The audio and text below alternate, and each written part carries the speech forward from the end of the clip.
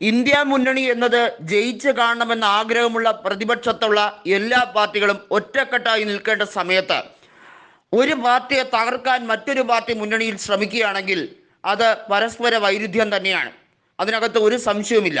എന്നാൽ ചില സംസ്ഥാനങ്ങളുടെ പ്രത്യേക സാഹചര്യം അനുസരിച്ച് പ്രതിപക്ഷത്ത് നിൽക്കേണ്ടവർ, ഭരണപക്ഷത്ത് നിൽക്കേണ്ടവർ, അങ്ങനെയൊക്കെ ചില വേർതിരിവുകളൊക്കെ ഉണ്ടായിരിക്കും. പക്ഷേ അതിനേക്കാളൊക്കെ ഉപരി ഇന്ത്യൻ രാഷ്ട്രീയത്തിലെ പ്രസക്തി എന്താണെന്ന് മനസ്സിലാക്കിയെങ്കിലും അനാവശ്യമായിട്ടുള്ള വിമർശനങ്ങൾ ഒഴിവാക്കേണ്ടത് ആവശ്യമാണ്. നവകേരള സഭ ഉൾപ്പെടെയുള്ള കാര്യങ്ങൾ കേരളത്തിൽ ഇടതുപക്ഷം അല്ലെങ്കിൽ CPM നയിക്കുന്ന സർക്കാർ അത് വിജയകരമായി കൊണ്ടാടുമ്പോൾ അതിനെ അങ്ങോളം ഇങ്ങോളം ഓടി നടന്ന് തല്ലിക്കെടുത്തി, അതിൻ്റെ ശോഭ കെടുത്തി, അത് നശിപ്പിച്ച്, അതിനെ ജനസമ്പർക്ക പരിപാടി ഉൾപ്പെടെയുള്ള കാര്യങ്ങളെല്ലാം നശിപ്പിച്ച് ഹാലിളകി നിൽക്കുന്ന കോൺഗ്രസ്സുകാരോട് എന്താണ് പറയേണ്ടത്?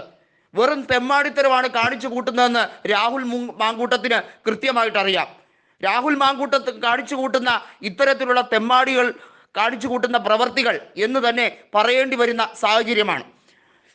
കാണിക്കുന്നത് എന്താണ് എന്നുള്ളത് എല്ലാവർക്കും അറിയാവുന്നത് കൊണ്ട് തന്നെ ഇവരൊക്കെ ചെയ്യുന്ന ഈ പ്രവർത്തനങ്ങളെ പിണറായി സർക്കാർ കൃത്യമായി പോലീസിനെ, അതായത് ഫോഴ്സിനെ ഉപയോഗിച്ച് തന്നെയാണ് നേരിടുന്നത്. ഫോഴ്സിനെ ഉപയോഗിച്ച് നേരിടുമ്പോൾ ആ കാര്യത്തിൽ കോൺഗ്രസ്സുകാർ ഞങ്ങളെ തല്ലി, ഞങ്ങളെ പിച്ചി, ഞങ്ങളെ മാന്തി എന്നൊക്കെ പറഞ്ഞിട്ട് യാതൊരു അർത്ഥവുമില്ല. സുധാകരനാണ് ഈ ഗുണ്ടായുസത്തിന് നേതൃത്വം കൊടുക്കുന്നതെന്ന് എല്ലാവർക്കും അറിയാം. അതുകൊണ്ട് തന്നെ സുധാകരനെ കൃത്യമായി വിമർശിച്ചിരിക്കുകയാണ് VM സുധീരൻ. സതീശനും സുധാകരനും കൂടി കേരളത്തിലെ കോൺഗ്രസിനെ കുളം തോണ്ടിയിരിക്കുകയാണെന്നുള്ളത് ഏവർക്കും മനസ്സിലായിരിക്കുന്ന ഒരു കാര്യമാണ്.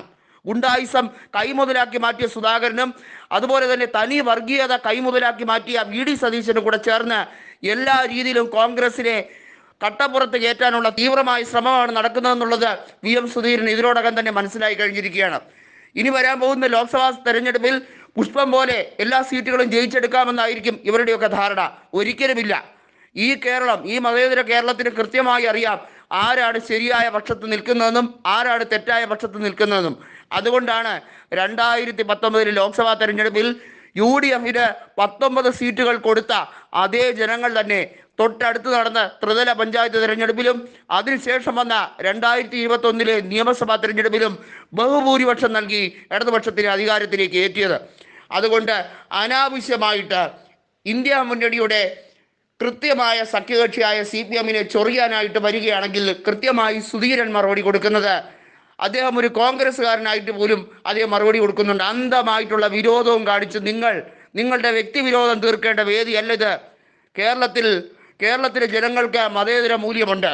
കേരളത്തിൽ കോൺഗ്രസ് ജയിക്കണമോ എന്ന് ആളുകളോട് അക്കമിട്ട് പറഞ്ഞല്ല ജയിപ്പിക്കേണ്ടത്. ആളുകൾക്കും കൂടി ബോധ്യപ്പെടണം. നിങ്ങൾ കാണിക്കുന്ന തറ രാഷ്ട്രീയത്തിന് മറുപടി പറയാനല്ല നിൽക്കുന്നത്. നിങ്ങൾ പലരും ചെയ്യുന്നത് എന്താണ് എന്നുള്ളത് എല്ലാവർക്കും അറിയാം.